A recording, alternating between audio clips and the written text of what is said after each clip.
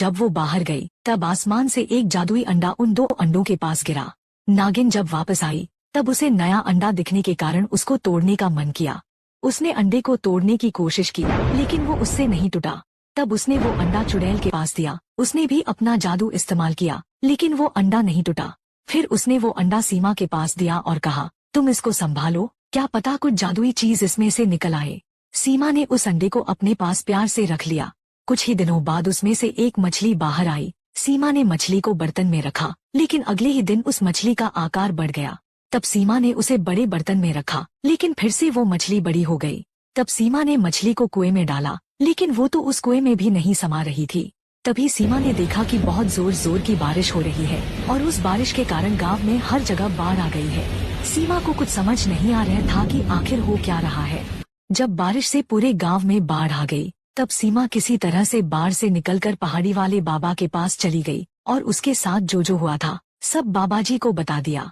तब बाबाजी ने ध्यान लगाया और उन्हें दिखा कि धरती के ऊपर जलपरी का एक लोक है जहाँ सब जलपरियों की रानी रहती है। उसके भी 3 अंडे थे। एक दिन एक तांत्रिक चुपके से वहां आया और तीनों अंडों को उठा कर ले गया लेकिन रास्ते में ही वह एक पत्थर से टकरा कर गिर गया जिसके वजह से एक अंडा धरती पर आ गिरा।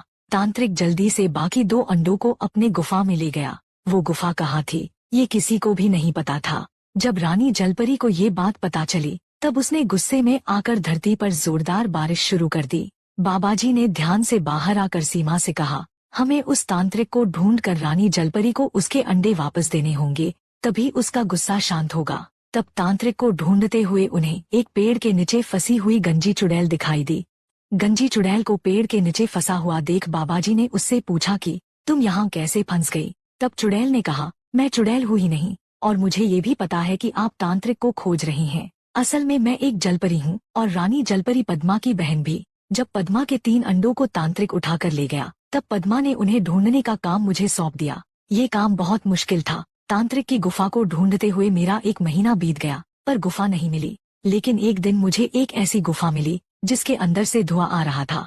वहाँ जाने पर मुझे तांत्रिक की आवाज सुनाई दी, बस 1 महीना और फिर मुझे सारी शैतानी शक्तियाँ मिल जाएंगी। तभी एक आदमी गुफा में चला गया लेकिन जब मैंने गुफा में जाने की कोशिश की तब एक कवच ने मुझे दूर फेंक दिया। पद्मा ने मुझे विदा करते वक्त एक जादुई त्रिशूल दिया था जिसकी शक्ति से मैंने उस कवच को तोड़ दिया। कवच के पीछे तांत्रिक उन अंडों के सामने बड़ा हवन कर रहा था लेकिन कवच के टूटने की आवाज से उसकी नजर मेरे ऊपर पड़ी।